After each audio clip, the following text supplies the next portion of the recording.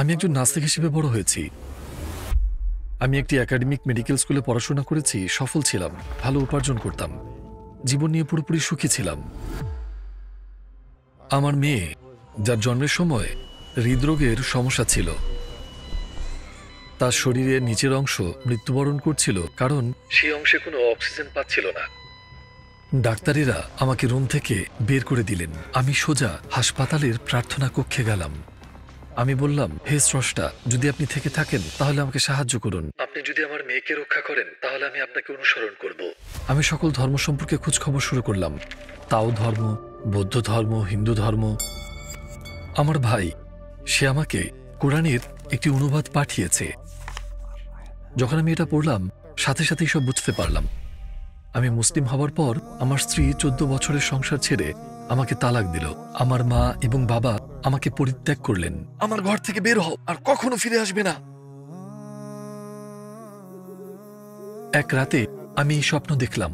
নবী সাল্লাল্লাহু আলাইহি ওয়াসাল্লাম, আমি তার সান্নিধ্যে ছিলাম এবং পাহাড়ের দিকে ইশারা করে তিনি বললেন, পাহাড়ে যাও, পাহাড়ে যাও।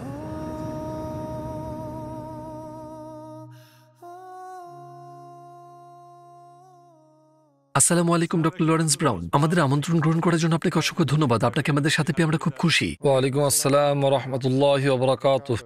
আমি শুরু করতে চাই এই প্রশ্ন দিয়ে, ডক্টর লরেন্স ব্রাউনকে আপনার জীবন সম্পর্কে সংক্ষেপে কিছু বলবেন? তো আমি একজন চক্ষুরোগ বিশেষজ্ঞ, একজন লেখক, এবং বর্তমানে আমি সৌদি আরবে বাস করছি আর ওখানেই কাজ করছি।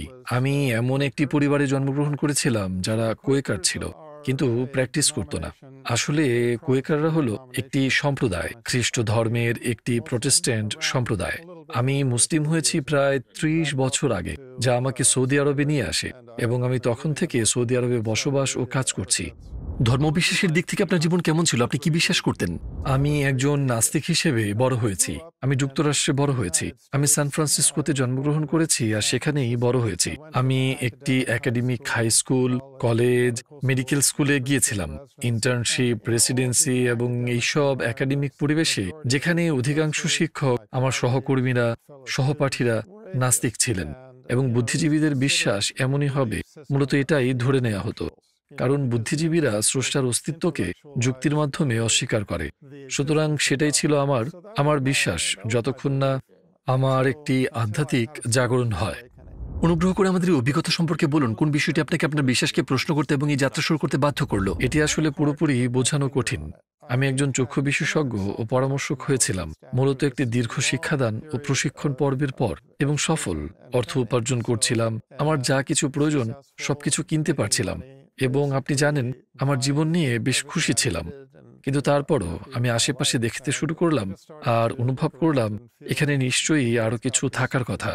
কিন্তু আমার জন্য আসল উপলব্ধি তখন এসেছিল যখন আমার একটি মেয়ে জন্ম নেয়, যে জন্মগতভাবে হৃদযন্ত্রের সমস্যায় আক্রান্ত ছিল। আসলে এটা হৃদযন্ত্রের সমস্যা নয়, বরং সমস্যা ছিল হৃদযন্ত্র থেকে বের হওয়া প্রধান ধমনীতে, যেটাকে বলে এওয়ার্টা বা মহাধমনী। আর জন্মের সময় আমার মেয়ের মহাধমনী সংকীর্ণ ছিল, এবং জন্মের সময় তার শরীরের নির্মাংশ ছিল ধূসর নীল, আমার পরনের সার্জিক্যাল স্ক্রাবের চেয়েও গাঢ় নীল। বুঝলেন, মনে হচ্ছিল তার শরীর যেন মারা যাচ্ছে, কারণ এতে কোনো অক্সিজেন পৌঁছাচ্ছে না। আর অবশ্যই একজন ডাক্তার হিসেবে এমন দৃশ্য দেখা আমার জন্য খুব ভয়ানক ব্যাপার ছিল। এবং যেমন আমি বলেছি, সেই মুহূর্ত পর্যন্ত আমি ছিলাম নাস্তিক।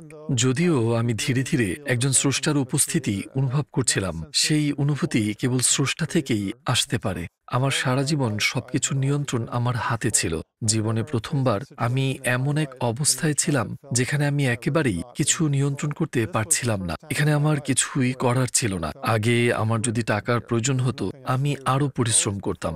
আমার যদি কোনো কিছুর প্রয়োজন হতো, আমি সেটা করতাম। সবসময় আমি আমার জীবনের নিয়ন্ত্রণে ছিলাম। এখন আমি এমন কিছুর মুখোমুখি যেখানে শিশুটিকে এই অবস্থায় দেখে আমি বুঝতে পারলাম তার জন্য আমি কিছুই করতে পারবো না। শুধুমাত্র আমার সৃষ্টিকর্তা নির্মাতাই এই শিশুটিকে বাঁচাতে পারেন।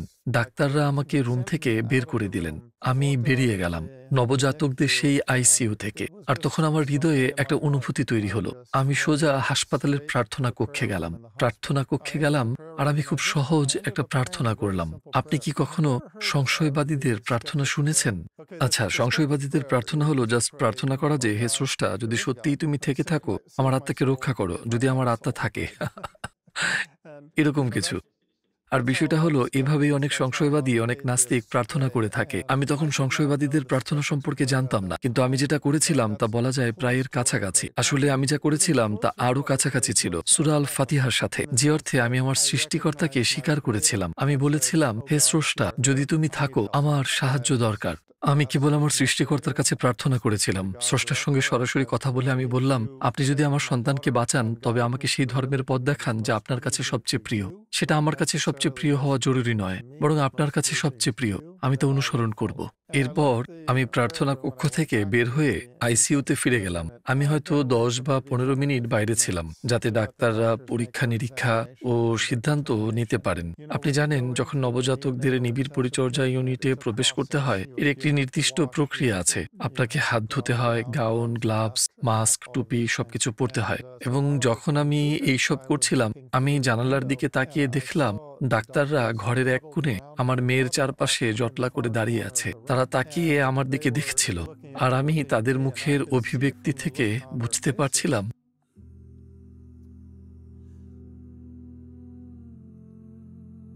আমি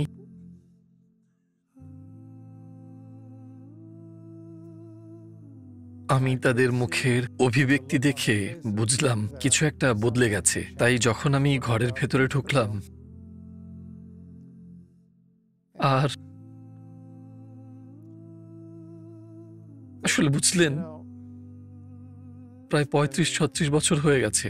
তবু এই গল্পটা বলতে গেলে আমি ইমোশনাল হয়ে যাই, আমার গলা ভারী হয়ে আসে। তো যখন আমি ডাক্তারদের কাছে গেলাম, পেডিয়াট্রিক কার্ডিওথোরাসিক সার্জন আমার দিকে তাকিয়ে বললেন, ও এখন সুস্থ হয়ে যাবে। আর আমি বুঝতে পারছিলাম যে তারা সবাই এই ব্যাখ্যা মেনে নিচ্ছে, কিন্তু আমার হৃদয়ে আমি অনুভব করছিলাম তারা তো কয়েক মিনিট আগে আমার সঙ্গে ছিল না, যখন আমি আমার স্রষ্টার কাছে প্রার্থনা করছিলাম এই শিশুটিকে বাঁচানোর জন্য। আর সেটাই সেই মুহূর্ত ছিল যখন স্রষ্টার বিশ্বাস আমার অন্তরে প্রবেশ করল। আমার মেয়ে আমার মেয়ে হান্না, সে পরে সম্পূর্ণ স্বাভাবিক হয়ে গিয়েছিল। তার কোনো ওষুধ লাগেনি, কোনো অস্ত্রোপচার লাগেনি, কোনো ধরনের চিকিৎসা লাগেনি। সে সম্পূর্ণভাবে স্বাভাবিক হয়ে গিয়েছিল। আপনি এটা একটা অলৌকিক ঘটনা বলতে পারেন, অথবা ডাক্তারদের ব্যাখ্যা মেনে নিতে পারেন, কিন্তু আমার জন্য এটা স্পষ্ট হয়েছিল যে আমি আমার স্রষ্টার সাথে ওয়াদা করেছি একটা বিষয়ে। আমি তাকে প্রতিশ্রুতি দিয়েছিলাম, যদি সে আমার সন্তানকে বাঁচায় এবং আমাকে সর্বোত্তম ধর্মের পথে পরিচালনা করে যা তার পছন্দ, তাহলে আমি সেই ধর্ম মেনে চলব। কথা বলা চালিয়ে যেতে হলে এই শ্বাসরুদ্ধকর অনুভূতি আগে কাটিয়ে উঠতে হবে।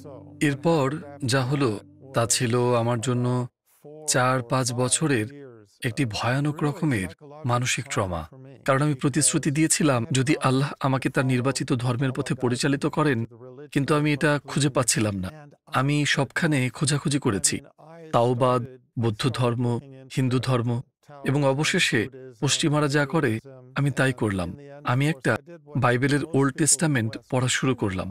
যখন আমি ওল্ড টেস্টামেন্ট পড়া শুরু করলাম, আমার সাথে একটা সংযোগ অনুধাবন করতে পারলাম। আমি বললাম, ঠিক আছে, ওল্ড টেস্টামেন্ট যা শিক্ষা দেয় আমি তার অনেক কিছুর উপর বিশ্বাস করি। আমি এমন অনেক কিছুই পেলাম যা আমি আমাদের সৃষ্টিকর্তার প্রকৃতির সঙ্গে মিলিয়ে বিশ্বাস করতে পারি। কিন্তু একই সময়ে ওল্ড টেস্টামেন্ট 3 জন নবীর আগমনের ব্যাপারে ভবিষ্যৎবাণী করে। তখন আমার মনে প্রশ্ন জাগলো, তাহলে এই তৃতীয় নবী কোথায়? পারাক্লিটোস শব্দটি নিয়ে বাইবেলে অনেক আলোচনা হয়েছে। অনেকেই বলেন পারাক্লিটোস শব্দটির অনুবাদ আহমদ হতে পারে, যা হলো নবী মুহাম্মদ সাল্লাল্লাহু আলাইহি ওয়াসাল্লামের একটি নাম। আমরা যে পারাক্লিটোস শব্দটি নিয়ে কথা বলছি, এই পারাক্লিটোস শব্দটি বাইবেলে মাত্র 5 বার এসেছে। একবার এই অংশে এবং আরেক অংশে। ঈসা আলাইহিস সালামকে পারাক্লিটোস বলা হয়েছে। তাহলে এখন আমরা জানি প্যারাক্লিট কি। ঈসা আলাইহিসসালাম একজন প্যারাক্লিট ছিলেন, আর তিনি বলছেন তারপরে আরেকজন আসবেন, সেখানে আরও অনেকে ছিলেন। এখন নবুয়তের ধারায় এটা যদি শেষ নবীর ইঙ্গিত না হয়, আমি জানি না তাহলে আর কি দিয়ে হতে পারে। আর যখন আমি এটা দেখলাম, তখনই আমার হৃদয়ে বিশ্বাস দৃঢ় হয়ে গেল যে একজন শেষ নবী আছেন যাকে খুঁজে পাওয়া দরকার। আমার মধ্যে সবসময় একই রকম অনুভূতি হতো। সবসময় মনে হতো এখানে কোনো একটা সংযোগ আছে। এক স্রষ্টায় বিশ্বাস এবং নবুয়তের ধারায় বিশ্বাস, ওহী, ফেরেশতা, কিয়ামতের দিনের উপর বিশ্বাস, সবকিছুর উপর আল্লাহর একচ্ছত্র নিয়ন্ত্রণ। ঠিক আছে, আমি সব বুঝতে পেরেছি, কিন্তু এই আরেকটি বিষয়, যিশু সৃষ্টিকর্তার পুত্র, না, আমি সেটা মেনে নিতে পারি না। তৃত্ববাদ, তিনের ভিতর এক এবং একের ভিতর তিন, সমান মর্যাদা সম্পন্ন হওয়া, একই সত্তায় অবস্থান, চিরস্থায়ীভাবে সহ অবস্থান, না, আমি এটা মেনে নিতে পারছি না। আর আমি পুরোহিতদের, যাজকদের, পাদ্রীদের প্রশ্ন করতাম। আমি সবসময় তাদের জিজ্ঞেস করতাম, আপনারা এই সব কিছুর প্রমাণ কোথায় পান? যিশু কোথায় বলেছেন তিনি স্রষ্টার পুত্র? তারা আমাকে লিখিত কিছুর একটা অংশ দেখাতো। আমি বলতাম, না না না না না, বাইবেলে যিশু নিজেকে ৮৮ বার মানব পুত্র বলেছেন। একটাও অংশ নেই যেখানে তিনি নিজেকে স্রষ্টার পুত্র বলে উল্লেখ করেছেন। তাহলে আপনারা কেন অন্যান্য লোক যা বলেছে সেটাই অনুসরণ করছেন? কেন তার নিজের কথা অনুসরণ করছেন না? তিনি নিজেকে মানব পুত্র বলেছেন। তাহলে এই রূপক শব্দটা আপনারা কেন ব্যবহার করছেন? বাইবেল সব বিশ্বাসীদের সৃষ্টিকর্তার সন্তান বলে পরিচয় দেয়। তাহলে এই রূপক শব্দটা আপনারা কেন ব্যবহার করছেন? আপনারা যিশু যা নিজে বলেছেন সরাসরি তা বলছেন না কেন? তাই আমি শুধু আমার সৃষ্টিকর্তার কাছে বলতাম, আমি খুঁজছি কিন্তু পাচ্ছি না। তারপর যা ঘটল তা হলো আমার ভাই, সে আমার থেকে ২১ মাসের বড়, আর আলহামদুলিল্লাহ সে মুসলিম হয়ে গিয়েছিল। আমার ভাই আর আমার সম্পর্ক খুব একটা কাছের ছিল না।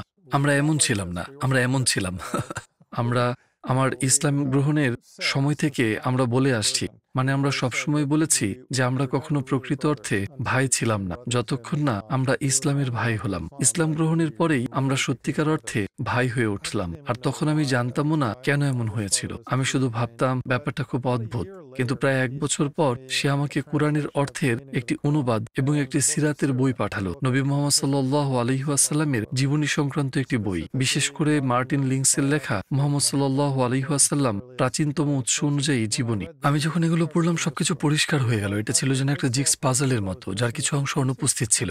আর যখন আপনি সেগুলো খুঁজে পাবেন তখন সবকিছু খাপে খাপে মিলে যায়। জীবনে প্রথমবারের মতো আমি অনুভব করলাম আমার সামনে একটা পূর্ণাঙ্গ চিত্র আছে। তিনিই ছিলেন শেষ নবী। এটাই ছিল চূড়ান্ত ওহী, আর এটা পূর্ববর্তী নবুয়তের ধারার সঙ্গে সামঞ্জস্যপূর্ণ। এর মিল রয়েছে ওল্ড টেস্টামেন্টে বর্ণিত ভবিষ্যৎবাণীর সাথে, যেখানে শেষ নবীর গুণাবলী বর্ণনা করা হয়েছে। আর তখনই আমি মুসলিম হই। আমি মনে করি বিশ্বাস আসে মানুষের অন্তর থেকে এবং চিন্তার মাধ্যমে, মস্তিষ্ক দিয়ে। স্মরণ রাখা দরকার যে আল্লাহ যাকে চান তাকেই হিদায়াত দেন।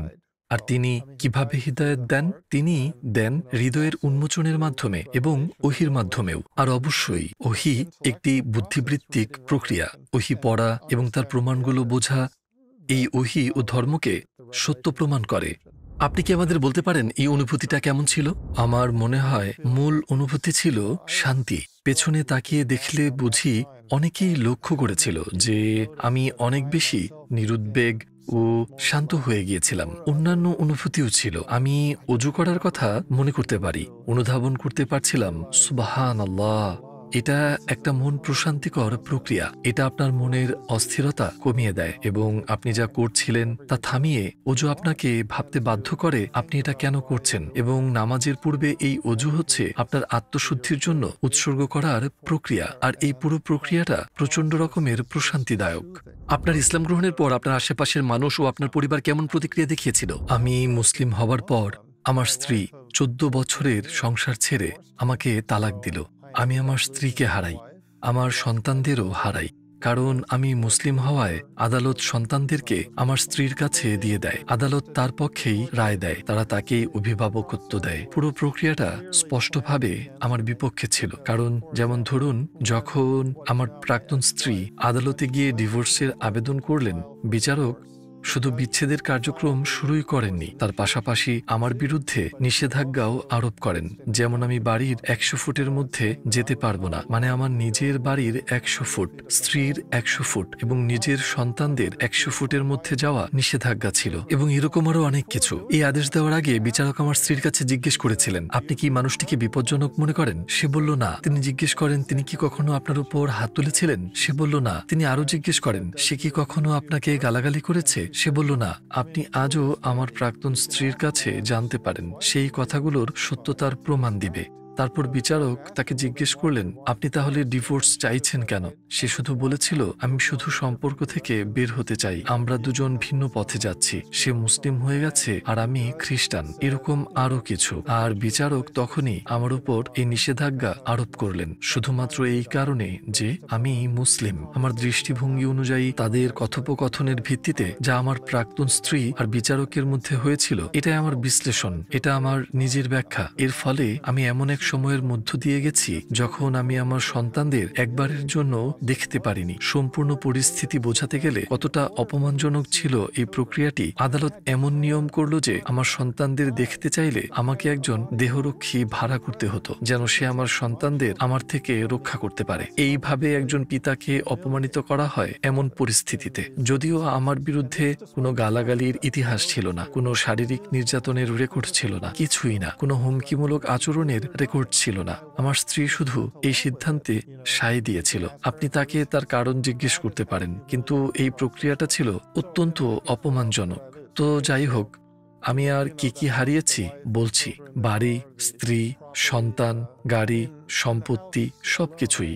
মানে শুধু বাড়ির ভেতরেই দেয়ালে ছিল প্রায় $2.5 লক্ষ শিল্পকর্ম, শুধুমাত্র দেয়ালের শিল্পকর্ম। আমি সবই হারাই। ডিভোর্সের পর আমি যেটুকু পেলাম তা ছিল আমার SUV, $5,000, ব্যাস এটাই। এর পাশাপাশি আমি অনেক বন্ধু হারিয়েছি। আমার মা বাবা আমাকে পরিত্যাগ করেছিলেন। তারা আমাকে একটি চিঠি পাঠিয়েছিলেন, বুঝলেন, বাড়িতে আসবে না, কল করবে না, কোনো চিঠিও না, আমরা তোমার সঙ্গে আর কোনো যোগাযোগ চাই না, তোমাকে উইল থেকেও বাদ দেওয়া হয়েছে, ইত্যাদি ইত্যাদি। এইভাবেই সম্পর্কের ইতি টেনেছিলেন।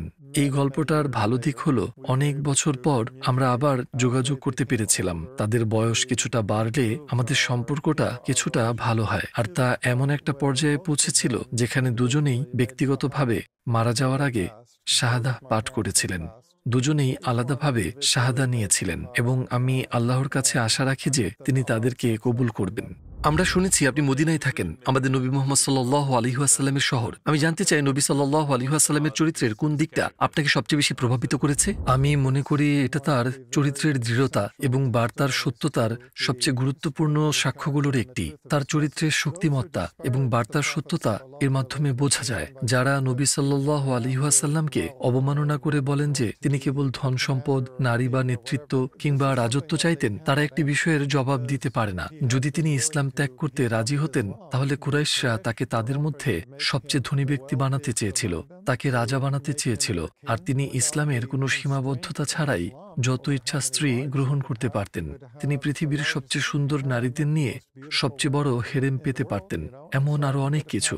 তিনি যদি শুধু ইসলাম প্রচার না চালিয়ে বন্ধ করে দিতেন, তাহলেই পেতে পারতেন সবকিছু। তার সামনের পথ ছিল কষ্ট আর দুঃখের পথ, কিন্তু সেই পথের জন্যই তিনি নিজেকে উৎসর্গ করেছিলেন। আসলে এটা এমন একজনের উদাহরণ যিনি ওহীর সত্যতায় বিশ্বাসী ছিলেন এবং তার সৃষ্টিকর্তার খিদমতে নিজেকে নিবেদিত করেছিলেন। আমার কাছে বিষয়টি অত্যন্ত হৃদয়গ্রাহী। এটি এমন কিছু যা কোনো মানুষ কখনো অর্জন করতে পারবে না। আপনি কি কখনো নবী সাল্লাল্লাহু আলাইহি ওয়াসাল্লামকে স্বপ্নে দেখেছেন? আপনি তো আমাকে একেবারে কোণঠাসা করে ফেলছেন। জি, আলহামদুলিল্লাহ, আমি দেখেছি। এক রাতে আমি একটি স্বপ্ন দেখলাম। সেই স্বপ্নে আমি রাসূলুল্লাহ সাল্লাল্লাহু আলাইহি ওয়াসাল্লামের সামনে উপস্থিত ছিলাম। আমরা ছিলাম একটি পুরনো ধাঁচের শহরে, যেমনটা আপনি কোনো আমেরিকান কাউবয় সিনেমায় দেখতে পারেন। তখন নবীজি সাল্লাল্লাহু আলাইহি ওয়াসাল্লাম পাহাড়ের দিকে ইঙ্গিত করে বললেন, পাহাড়ের দিকে যাও। আমি পাহাড়গুলোর দিকে তাকালাম, আর সেগুলো আমার কাছে অদ্ভুত লাগছিল। আমি এর আগে এমন পাহাড় কখনো দেখিনি। তিনি বললেন, পাহাড়ের মানুষের কাছে যাও, কারণ সেখানে জিহাদ রয়েছে। আমরা সবাই জানি জিহাদ মানেই যুদ্ধ নয়, এর মানে হতে পারে আত্মিক বা নৈতিক সংগ্রামও।